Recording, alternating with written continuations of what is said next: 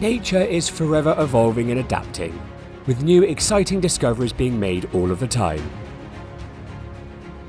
The Galactic Hub Exobiology Corps, or GHEC, are pioneers in cataloguing new and exciting species of flora and fauna, allocating each a specific classification based on certain biological characteristics. Their detailed archives contain thousands of discoveries made within the boundaries of Galactic Hub space, and of all of the fauna they have documented, none are as elusive or as ancient as the Shaihuluda. In this episode, we will explore some variations of these enormous sandworm creatures, as well as investigating their deep connection with the planets they inhabit. Welcome to an Interloper's Guide to the Shaihuluda, Part 2.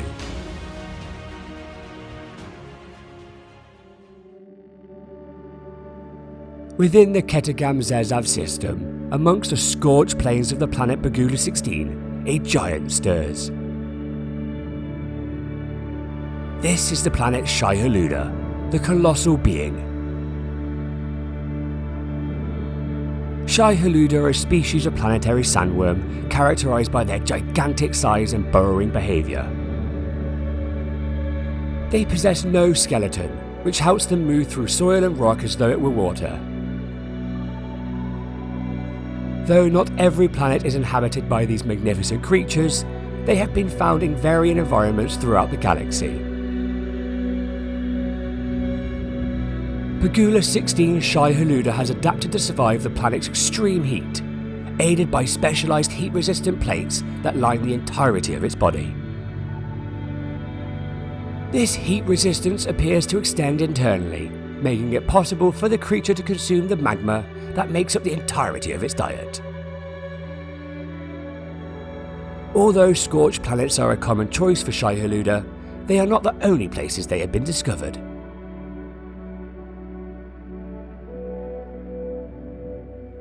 This is Shio 73/F5, an overgrown planet found within the Cyvess instability of the Euclid Galaxy.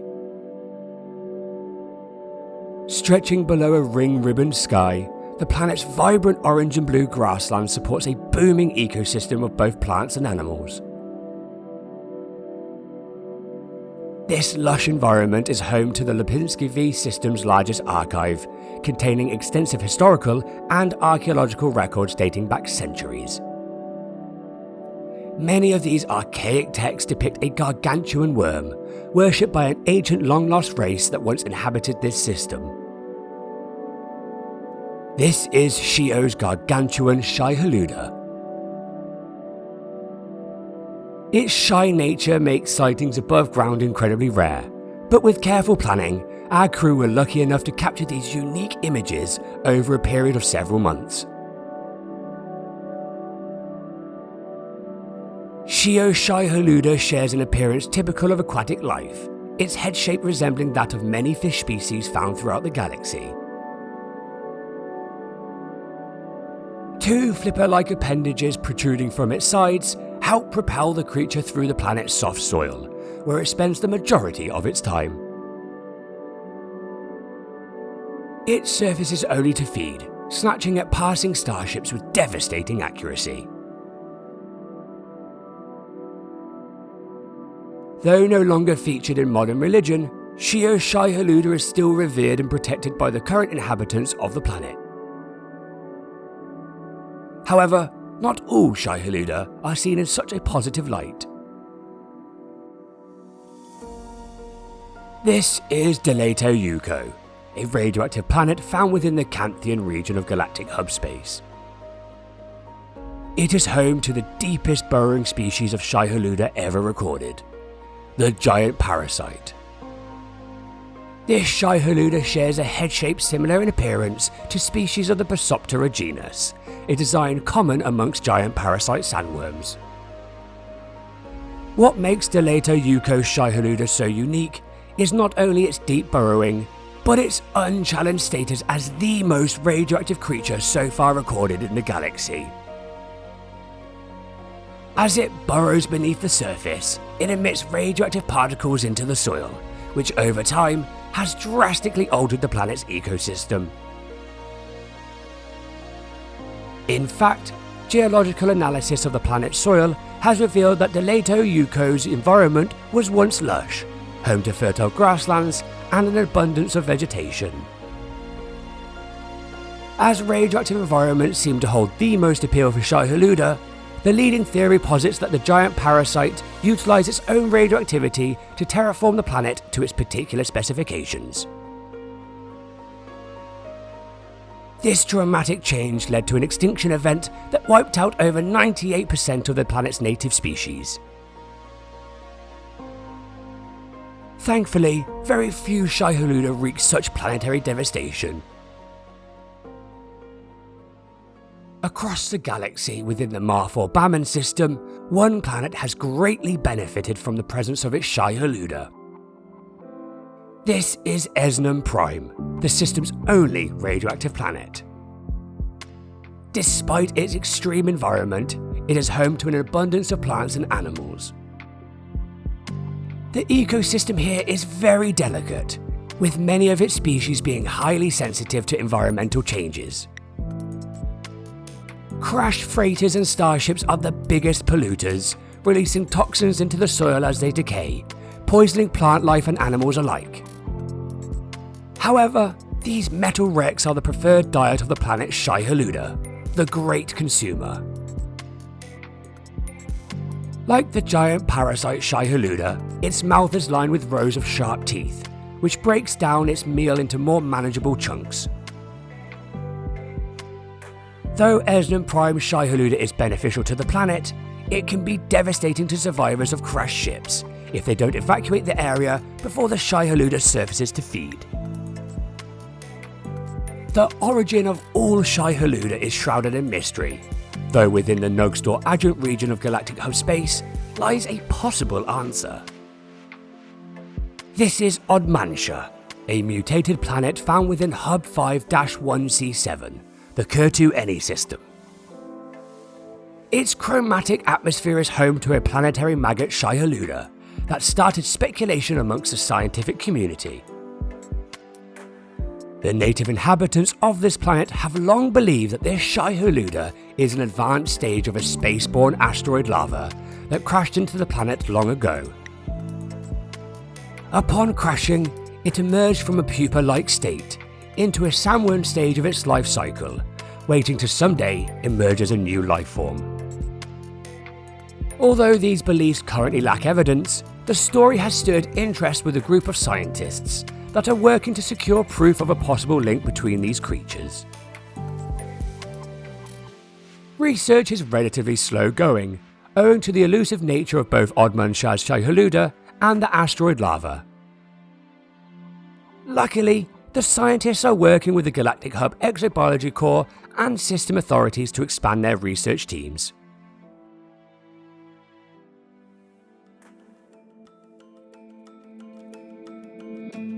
Though the mystery of their origins may stay unanswered for decades to come, Shaihuluda remain a truly awe-inspiring species. Their elusive nature makes each sighting special and is even considered a sign of good luck in many cultures. For more information about identification of Shaihuluda, interlopers can watch part 1 of this documentary, linked at the end of the video. Budding xenobiologists can join the Galactic Hub Exobiology Corps online to log their own discoveries within hub space. Check out the description for further instructions.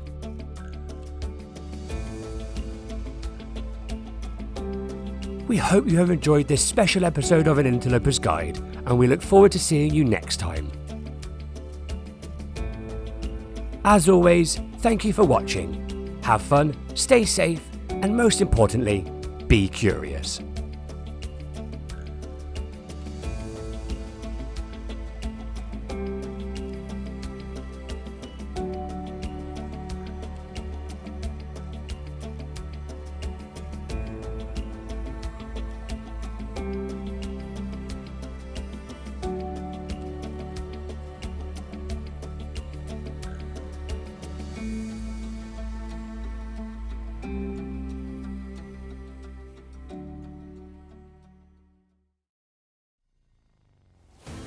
With interstellar travel being more accessible than ever before, spacefaring civilizations have begun to expand their horizons, exploring wider reaches of the galaxy. New planets containing weird and wonderful life are being discovered every day, bringing with them new opportunities to deepen our understanding of the natural world. In this episode, we will explore a red star system within the Euclid Nebula that is on the verge of radical change. Welcome to an Interloper's Guide to Gandahar Ni 43.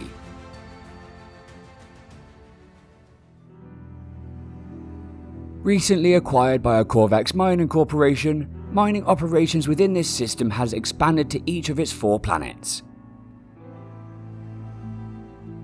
The recent uptick in activity has sparked an evolutionary race within the planet's environments, causing animals to adapt quickly to newly unfamiliar conditions. This is Ratnaraja, the system's tropical planet. It is the last planet in the system to be utilised in mining operations, previously left untouched due to its natural beauty. As we fly over its lush grasslands, we catch a glimpse of a strange, fascinating creature moving gracefully across the vibrant plains. This is the Ambiriero, a member of the Protycaeli genus and one of the most unusual creatures on this planet. At first glance, Ambiriero appears to be a cross between a reptile and an insect, its sleek aerodynamic body covered in scales of iridescent green and white chitin. Despite their size and weight, these creatures are surprisingly agile in the air, darting and swooping in complex movements. This airborne existence ensures that Ambiriero never overheats, as the ambient air temperature is much cooler than that of the surface. A collection of highly specialised frills running the length of their bodies aids their flight, precisely adjusting to catch the thermal updrafts that rise from the planet's superheated surface. They soar gracefully, constantly surveying the crimson grasslands for the tubers that make up their diet. Collecting these tubers, however, is not without risk. Buried beneath a shallow covering of superheated soil, Ambiriero must venture from the safety and coolness of the air above to reach their food below. A pair of horn-like protrusions located on the creature's back allows them to quickly root through the soil, gaining access to the tubers within. This task requires a lot of energy, and the creatures work quickly, unable to stand the increased temperatures for long durations of time. Other than groups with developing offspring, Ambiriero are rarely seen travelling with others of their species, preferring solitude in their endless and dangerous search for food.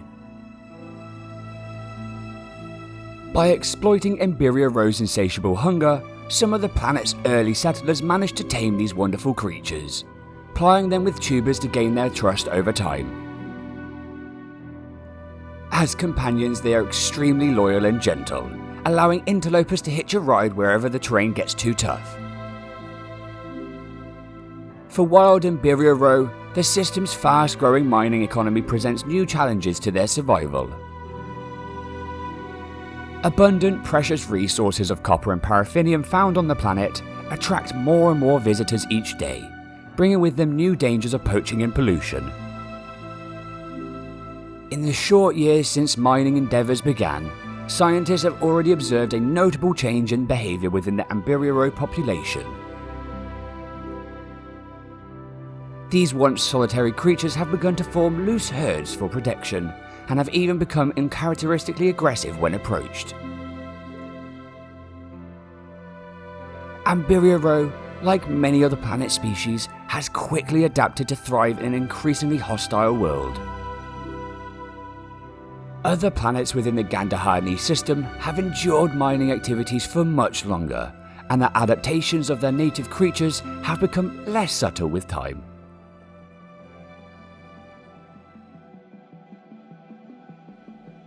This is Xena, the system's nuclear planet. Despite the extreme radiation, it was the first planet selected for mining, its abundance of natural resources proving useful to later expand operations system-wide. Very little grows here, the toxic soil deterring all but the most stubborn of plant species from taking root. Rolling hillsides of loose rock provide little shelter from the ionizing winds that relentlessly batter and shape the landscape. Once rich, the deposits of copper, silver and uranium have been heavily mined for several decades, causing drastic ecological changes.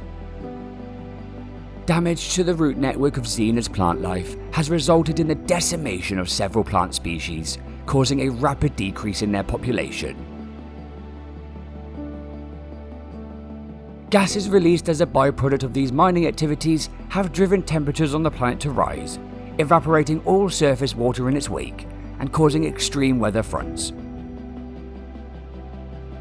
Many of the planet's native animal species are dwindling, the lack of water and food driving them toward extinction. In order to survive, one creature has undergone a remarkable change. This is Bovinus plerius. Despite their intimidating appearance, this species is incredibly gentle, preferring the company of others to solitude. Once found in sedimentary herds, this herbivorous species has become nomadic, relentlessly searching the dusty plains for food. Though their numbers have plummeted since mining operations began, Bovinus plerius continue to thrive in this new superheated environment, thanks to some clever adaptations. The sharp horns sported by the males were primarily used for complex mating displays, but the recent environmental changes have given them a new purpose. With water no longer readily available, male Bovinus plerius have adapted by using their horns to drill into the soil, encouraging groundwater to rise to the surface for drinking. Bovinus plerius live short lives and reproduce rapidly, which has led to an evolutionary change in gender appearance in the last decade. Female offspring of recent generations are born with horns of their own, removing their reliance on the males for water. In recent years, this adaptation has freed up valuable time, allowing herds to cover more ground in their increasingly desperate search for food.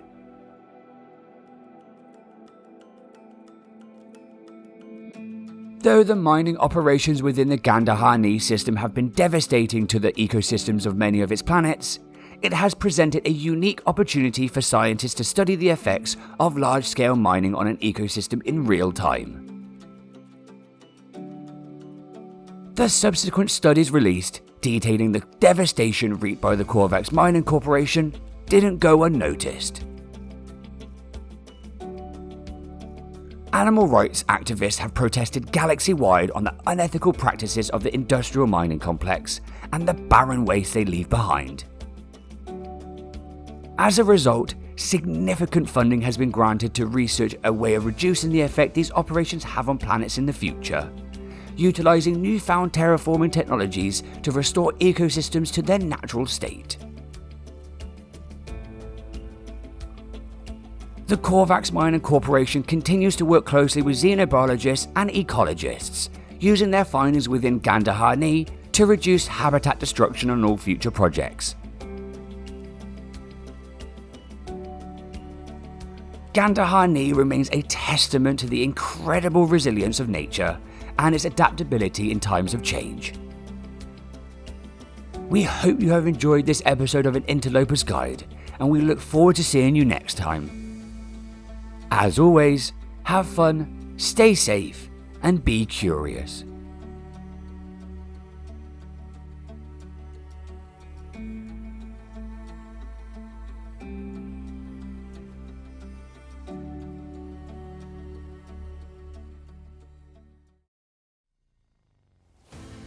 With interstellar travel being more accessible than ever before, spacefaring civilizations have begun to expand their horizons, exploring wider reaches of the galaxy.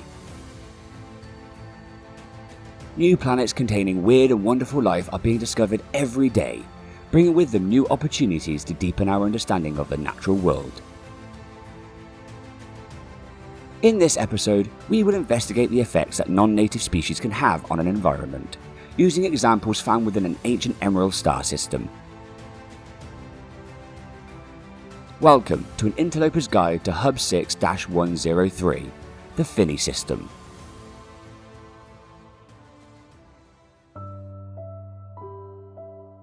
This is Wedna Beta, a planet that was historically a haven of biodiversity, once supporting an abundance of plants and animals.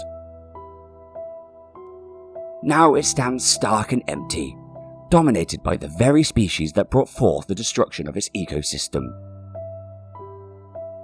The Taurizea.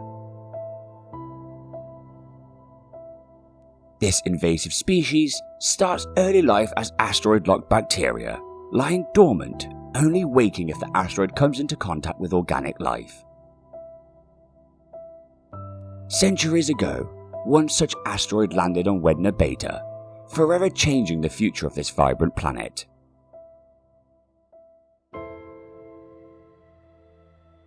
On impact with fertile soil, the species spread underground, creating a linked root network that runs beneath the surface. As this network begins to spread, the species enters the second stage of their life cycle, forming into translucent orb-shaped spores that hover above the planet's surface. These spores are indistinguishable from harmless atmospheric bubbles commonly found on lush planets. The perfect imitation of these naturally occurring bubbles allows Taurizea to go undetected long enough to begin their quiet planetary invasion. Taurizea bubbles absorb organic and atmospheric matter at an accelerated rate, unbalancing a planet's atmosphere and killing all native life in a matter of months. As each bubble reaches a saturation point, unable to absorb any more matter, they undergo a metamorphosis, becoming the balloon-like adult Taurizea. These adults excrete a dark liquid that breaks down any material on contact, making absorption easier for the still developing young. Following the destruction of all organic life, the species continues to chip away at the planet's surface, eventually reducing it to asteroid-sized chunks. Their work complete, Taurizea reverts back to their dormant bacterial stage, clinging to the asteroids in search of new life in the void of space. Although Wedna Beta is not the first planet known to fall victim to Taurizea, it holds the oldest active infestation, which has reduced the planet's mass by over half during a span of 600 years. Orbital research stations have been recently constructed in an effort to develop early detection and eradication processes to combat future infestations. However, until the research yields results, planets must rely on other methods of protection. Spacecraft artillery can be used to destroy asteroids before they can breach a planet's atmosphere, though this is an expensive and time-consuming method. The Finney system scientists' research is focused on neutralization rather than prevention, aiming to create an affordable solution that all systems can utilize.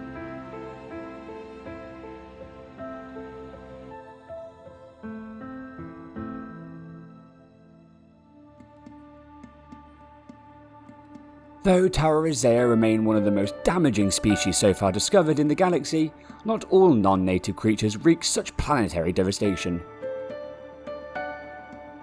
This is Adjunct Sigma, the Finney system's infested planet. It is home to some of the galaxy's strangest bioluminescent plant varieties, ranging from patchy grey grasses to tall, flat-capped trees. Though unique, the planet's flora is not the primary focus of scientific research on Adjunct Sigma. Historically, the planet was inhabited by a flourishing Gek trading community.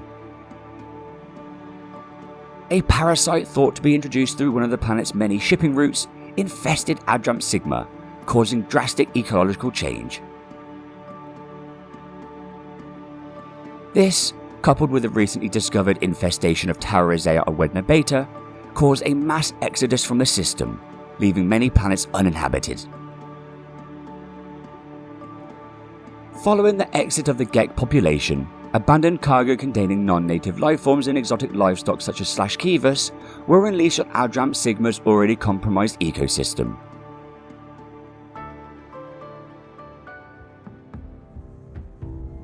Unlike Taurizea, the Kivus population has been highly beneficial in restoring balance to the planet. Originally hailing from a swamp-like planet within the Untitled Galaxy, this highly intelligent species has quickly adapted to thrive in Adjunct Sigma's damp climate. Standing 6 meters tall, this bipedal species moves with surprising dexterity and grace, their waxy feather coat keeping them cool and dry in the humid conditions. Despite their immense size, they are extremely gentle, their powerful beaks used only for ripping up vegetation.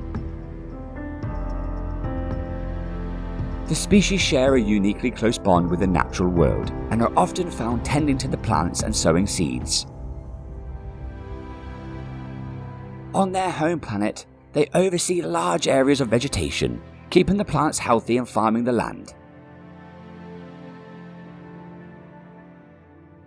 These traits attract exotic pet owners, who often keep Kivus to manage their personal gardens.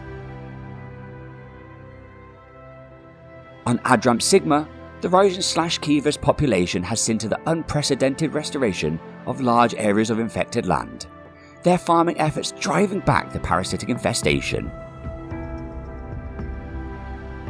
Scientists stationed within the Finney system are studying Kivus' efforts in the hopes of replicating their extremely effective control of the infestation for use on other planets. It is not just a love of the land that drives Kivus' efforts, however. Kivus are migratory, a practice that ensures areas of land are never overfarmed, giving the natural soil time to recover between harvests. These migrations only occur at night and are not only important for farming. They serve as social events for Kivus, allowing the usually solitary members to interact with others of their species. Kivus appear to bond over food and have been observed sharing their harvest with others during mass migrations. Since the arrival of Kivus on Adjunct Sigma, the planet's parasitic infection has reduced by 30%, without compromising the health of native biological life. Knowledge of these practices are vital for advancement in our own farming technologies and could even have applications in medical fields.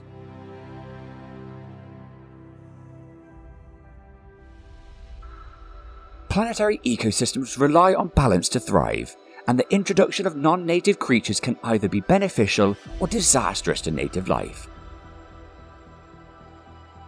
The Taurizea on Wedna Beta serve as a grim reminder of the devastating consequences an invasive species can have on an ecosystem, reshaping entire planets over centuries.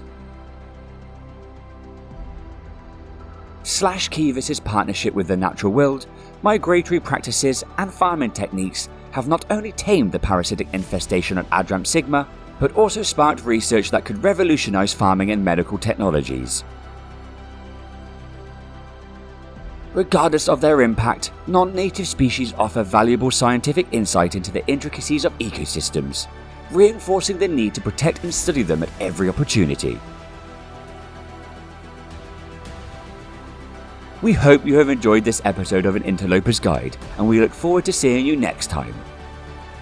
As always, have fun, stay safe, and most importantly, be curious.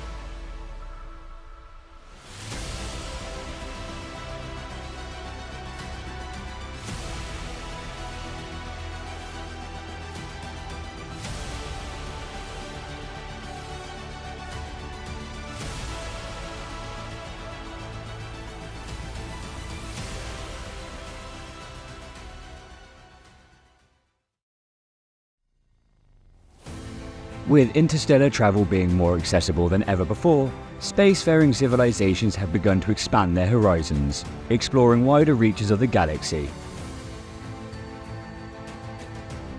New planets containing weird and wonderful life are being discovered every day, bringing with them new opportunities to deepen our understanding of the natural world. In this episode, we will discover how extreme radiation has impacted the evolution of several species on a planet, caused them to grow to extraordinary heights. Welcome to an interloper's guide to Bolly Y24.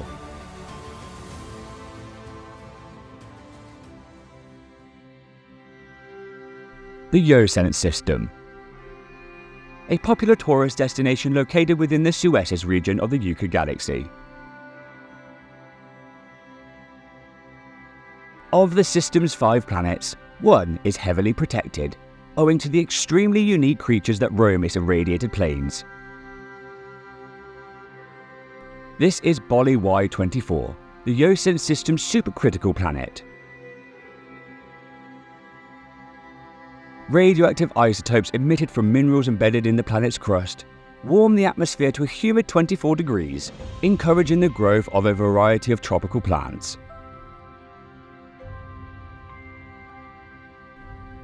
As night falls, these plants begin to glow, illuminating the plains in an eerie bioluminescent light.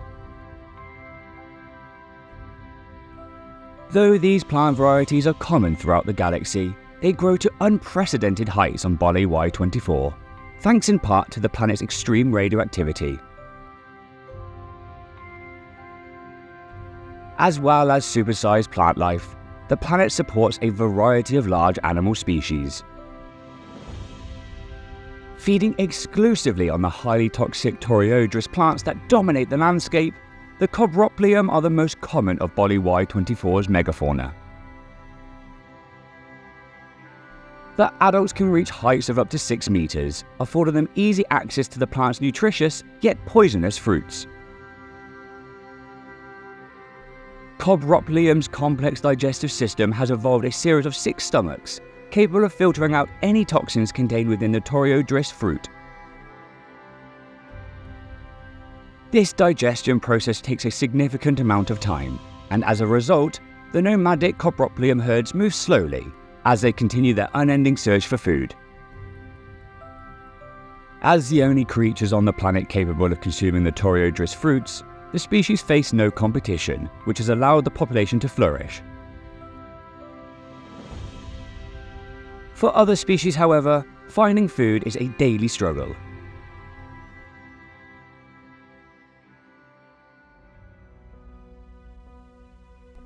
This is Rattasarchus, the planet's second largest herbivore. They feed on one of the planet's rarest species of plant, often traveling long distances in search of their next meal. Reaching heights of 4.3 meters, they are smaller and more nimble than the Cobroplyum, their long legs enabling them to cover great distances with little effort.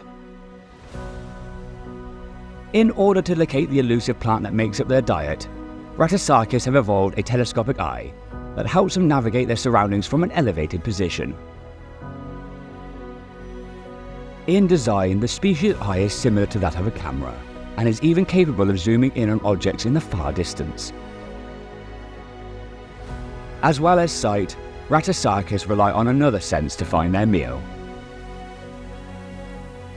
A series of highly specialized scent receptors surrounding their eye seek out the plant's unique aroma, helping them hone in on its location. The pondry tea fruits is a popular delicacy amongst the planet's smaller herbivores, and many species will defend their food aggressively. However, when a Rattasarchus enters the scene, their immense size alone is enough to force even the bravest of the smaller herbivores to abandon their meal. Like many of Bolly Y24's herbivores, the scarcity of food is not the only challenge to Rattasarchus' survival.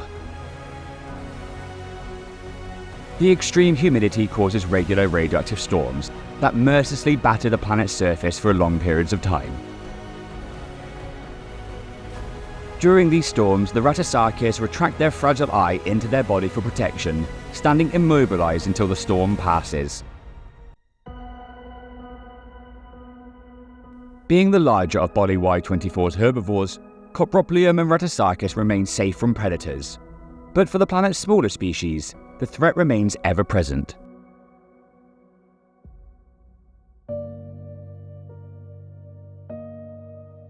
A gentle Balearus grazing on a patch of grass has become isolated from its herd, making it vulnerable to attack.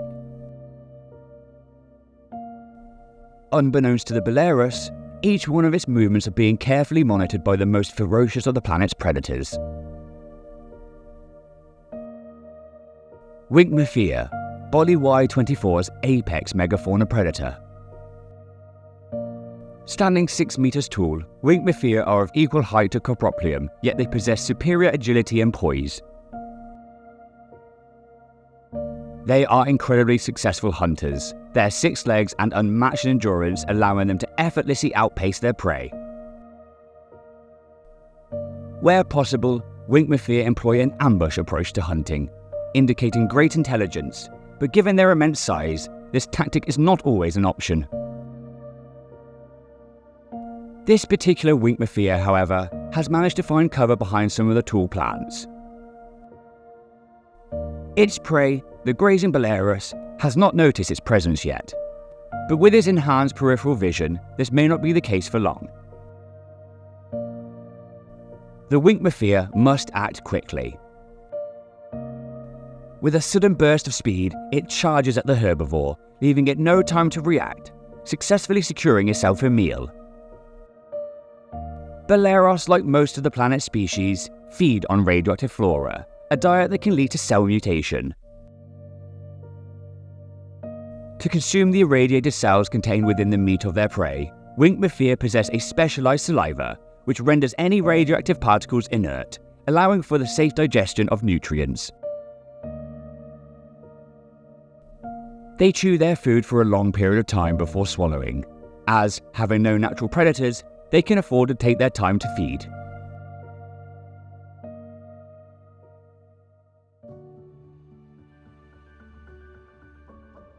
Coproplium, Rattosaurus, and Winkmafia may seem unconnected, but there is one trait they all have in common: their immense size.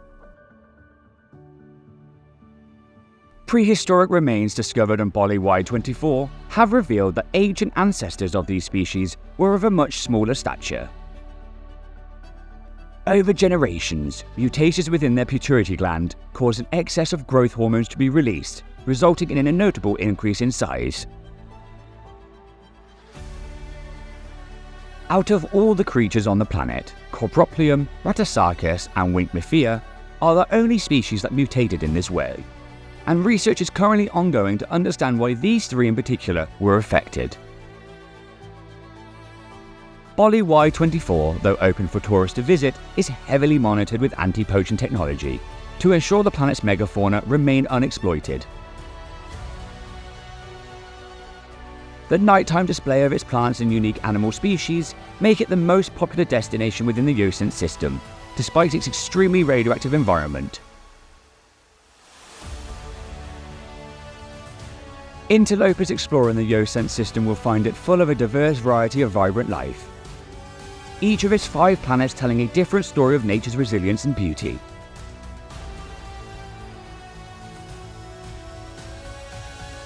We hope you have enjoyed this episode of An Interloper's Guide, and we look forward to seeing you next time. Thank you all for the support, and as always, have fun, stay safe, and most importantly, be curious.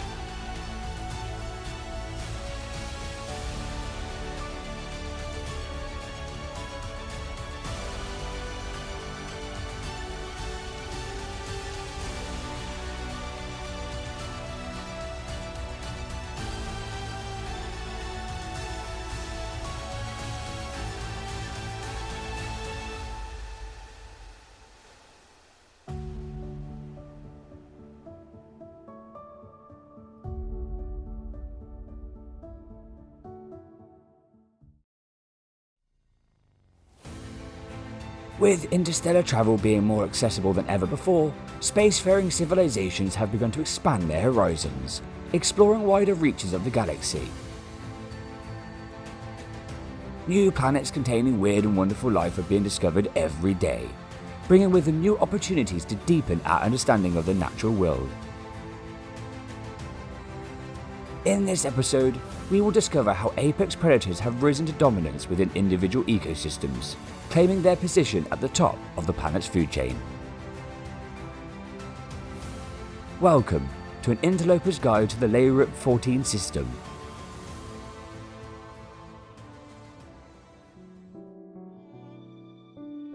This is Heps, the Laerip system's only ringed planet. Perpetual rains saturate the grassy terrain, making the soil extremely unstable and boggy. These damp conditions accelerate the decay of vegetation, causing a uniquely pungent atmospheric scent. Though in a state of ceaseless rot, the planet is surprisingly fertile, supporting a diverse variety of plants and animals. Sitting at the top of the food chain is Fons Requo, Hep's apex predator. Solitary by nature, Fons Requo are highly territorial, viciously defending their hunting grounds from any potential threats. Equipped with sharp teeth and claws, they dispatch their prey efficiently, consuming up to twice their weight in meat a day. Their feeding habits help control the food chain, keeping the native herbivore numbers in check to prevent overpopulation and the overconsumption of vegetation. As with all apex predators, Fons Requo has the smallest population of individuals within Hep's ecosystem, yet they are vital to the overall health of the planet's wildlife. Apex predators are known to target the old and sick individuals of a herd, which eliminate disease and other weak traits from the herbivore's gene pool. This, in turn, ensures the security and health of Fons Requo's food source, guaranteeing the sustainability for future generations. Reaching the top of the food chain, however, is not an easy evolutionary task, and the competition is fierce.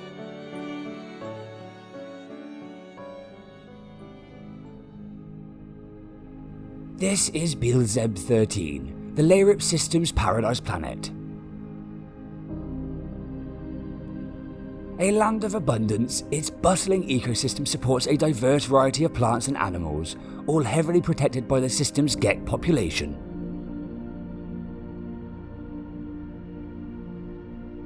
The tall golden grasses, speckled with the vibrant pink and the purple of the planet's trees, flourish in the temperate conditions, providing ample nourishment for Beelzebub's herbivores. Atmospheric bubbles accentuate the planet's tranquility as they lazily drift across the grasslands carried by a gentle breeze. However, beneath this serenity, a quiet battle has been raging for millennia between two of the planet's carnivores. This is Spaltmyachia, currently Beelzebub's apex predator. Reaching heights of 2.5 meters, they are the tallest and fastest of the planet's animal species. Despite their size, highly advanced camouflage allows them to sneak up on their prey, their patterned coats blending in effortlessly with the golden grasses. Though expert hunters, Spaltmyachia are opportunistic and have been observed driving other predators away from their kills to get a free meal.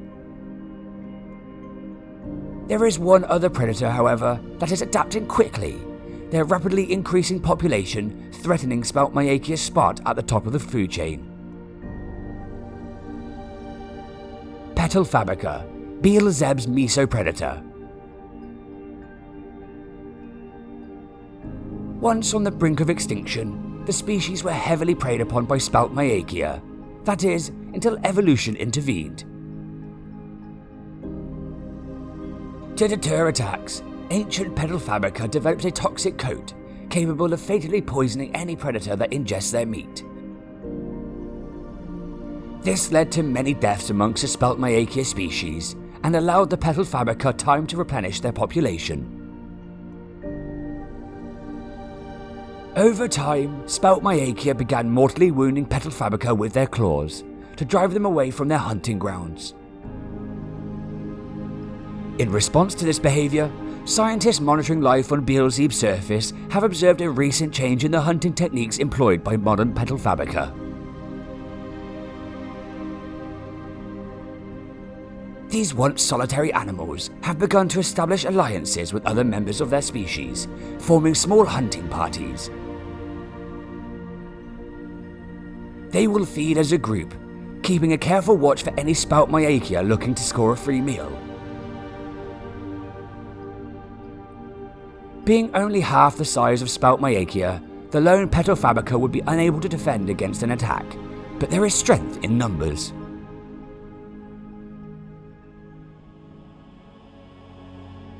This spout myakea has spotted a feeding pack of petal fabrica and charges straight for them in an effort to scare them away from their meals, a tactic that has always worked in the past.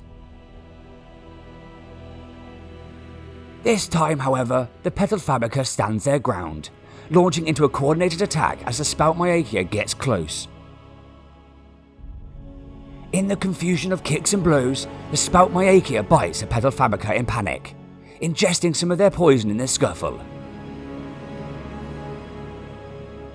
The toxin acts quickly, paralysing the spout myakea in mere seconds, winning the territory for petal fabrica whilst providing an additional meal. This aggressive behaviour has led to a significant drop in the spout myakea population, their position as apex predator hanging in the balance. Only time will tell how adaptable the species can be in the face of such radical change.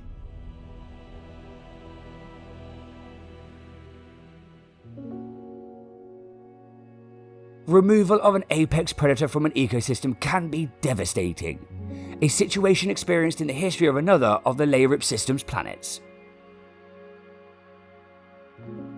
This is Euclid Gamma, the Laerip system's radioactive planet. A once flourishing environment, its dusty plains are almost absent of vegetation, picked clean by the dwindling population of starving herbivores. Around 100 years ago, a plague introduced into the planet's biosphere by unknown means swept the ecosystem, infecting herbivores and carnivores alike. As the prey succumbed to infection, the carnivores' food source became tainted, leading many of them to starvation. Infighting between survivors became commonplace, until their eventual extinction decades later. This event triggered a domino effect, leading to a total ecological breakdown, the effects of which can still be seen today. With no natural predators now posing a threat, the herbivore population exploded, increasing the demand for food. Plant life populations, unable to keep up with the rapid rise in herbivore numbers, became extremely scarce, causing a famine that has lasted decades. Today, the planet supports only a handful of animals scrambling to survive the limited supply of remaining vegetation. Research is currently being conducted by the system authorities to see if the planet's ecosystem can be revitalized through scientific means after such a catastrophic event has occurred.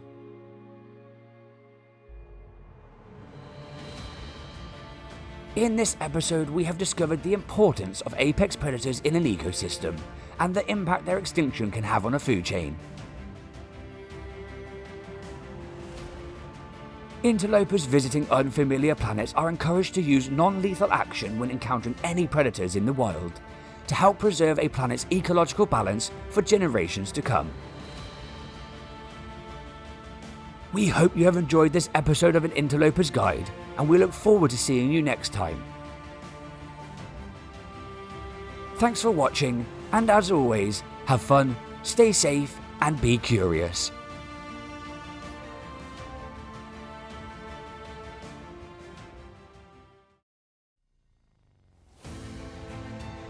With interstellar travel being more accessible than ever before, spacefaring civilizations have begun to expand their horizons, exploring wider reaches of the galaxy.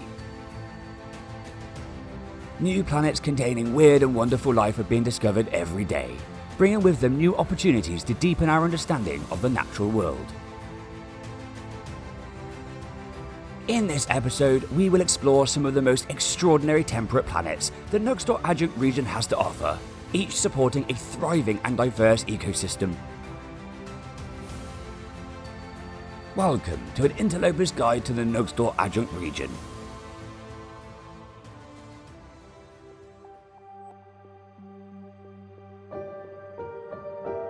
Nestled on the fringes of galactic hub space, the Nugsdor Adjunct region sits approximately 671,000 light-years from the centre of the Euclid Galaxy. It is the fifth of 11 regions that make up the galactic hub's territory and contains hundreds of star systems full of vibrant life. This is Tiliano, a system of 3 planets orbiting a Cadmian-class star. Its temperate planet, Inomi 12/G9, possesses some of the most interesting topography so far documented in this region of space. Formed over millennia, steep mountain peaks dominate the landscape, towering above small pockets of grassy lowlands and lakes. These low-altitude valleys support an abundance of nutritious grasses and vegetation that flourish in the planet's tropical climate. Of the small selection of animals that roam the lowlands, one species never ventures from the valley of their birth, living out their days within the bounds of a single territory. This is Bolly Y24, the largest and most common of the planet's land animals. Despite their threatening appearance, the species are gentle in nature, their sharp horns used only to uproot the vegetation that makes up their diet. Living in such small isolated communities, Bolly Y24's genetic makeup has remained unchanged for millennia, thanks in part to their reproductive process. The species reproduce asexually, each individual rearing up to 3 genetically identical offspring in their lifetime. This, with the abundance of food, negates the need for travel, allowing generations to inhabit the same territory as their oldest ancestors. Though isolated from other populations of their species, Bolly Y24 are found all across Inomi 12G9. There is one of the planet species, however, that resides in a single area, no bigger than that of a standard space station interior.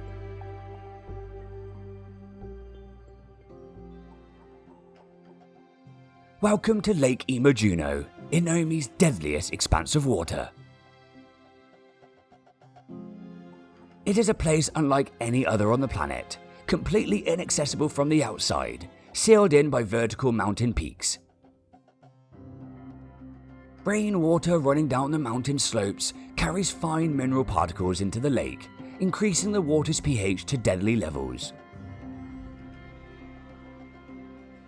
As well as extreme water toxicity, Lake Imajuno receives very little sunlight, the surrounding mountains casting long shadows on its alkaline waters.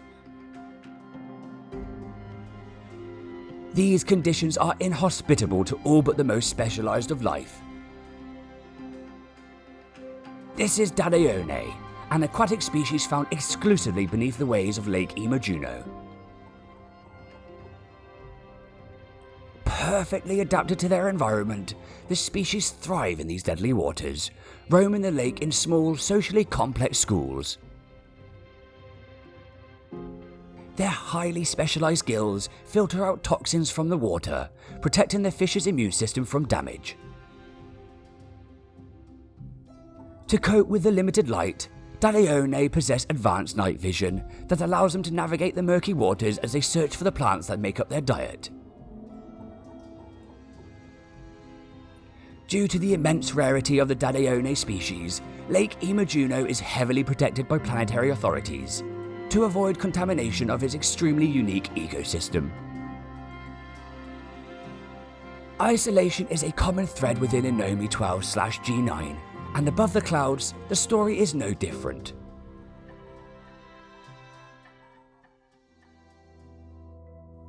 Introducing Luxietziamira, Inomi's only aerial species. Unchallenged, they roam the skies in great numbers, blissfully unaware of the creatures that inhabit the lowlands. Nestled between sheer peaks, high-altitude plateaus accessible only by air provide ample vegetation for the species.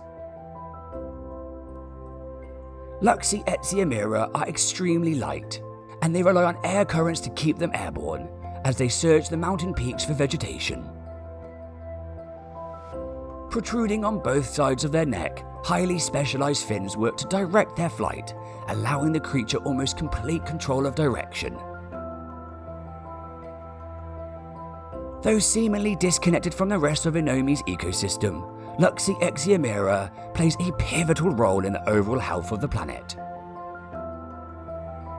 Their waste is directly dropped into the lowlands, acting as a fertilizer for the planet's vegetation. This helps guarantee the continued sustainability of the ecosystem, ensuring there is plenty of food available for all. Inomi 12/G9's unique topography and segregated ecosystem is heavily guarded, and remains almost completely untouched from outside influences. Currently, access is only granted for scientific research, and landing parties are strictly supervised for the duration of their visit. Unlike Inomi 12/G9, elsewhere in the Nugsdor Adjunct region lies a temperate planet that actively encourages visitors.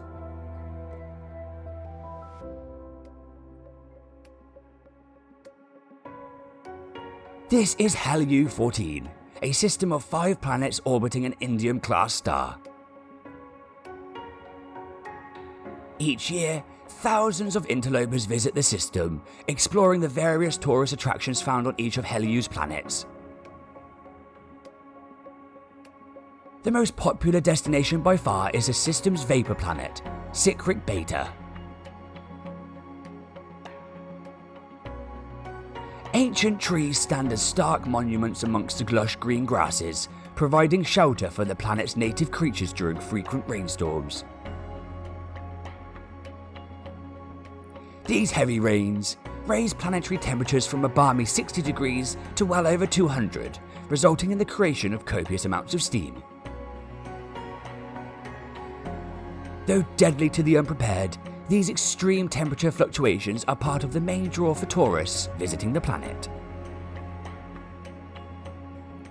Natural hot springs sealed off from the planet's temperamental environment are rented out to the public for bathing.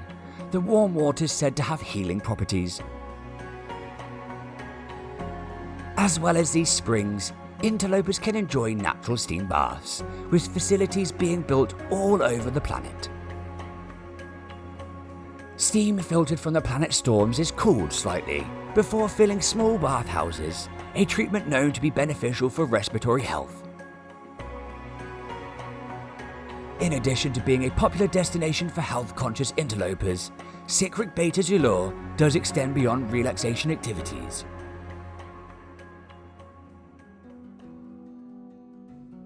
This is Stenostus, a creature unique to Cycric Beta.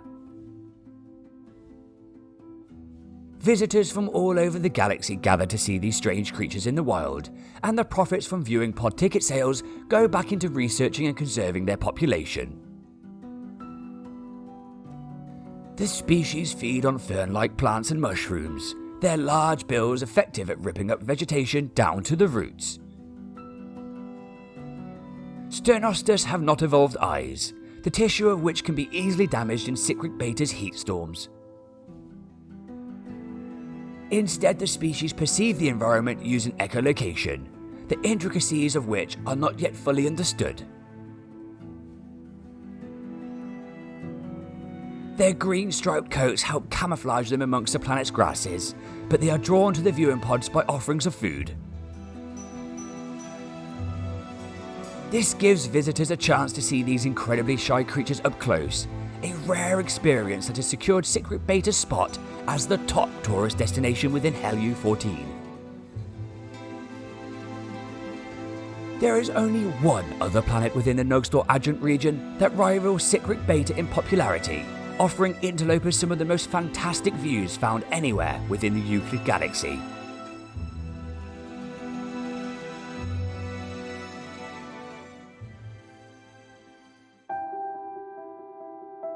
This is Lensil Tau, the Nati 3 system's flourishing planet.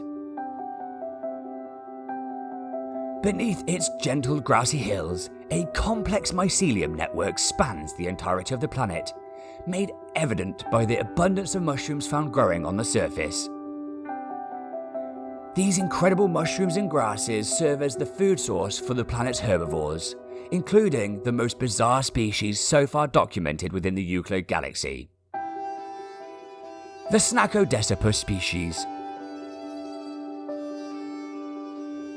It is in fact two separate life forms, a blind bipedal species and an invertebrate, living symbiotically together.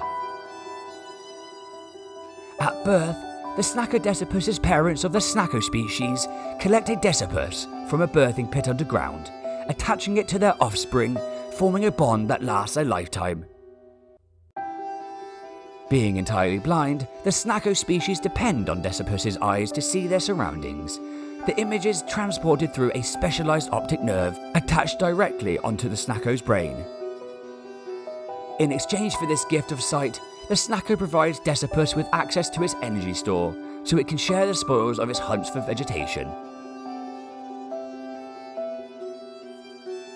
This perfect symbiosis, coupled with the creature's strange appearance, draws both scientists and tourists to Lensil Tau, hoping to catch a glimpse of this extremely rare coupling. Snakodesipus are diurnal, and as night falls, a wonder takes hold of the landscape.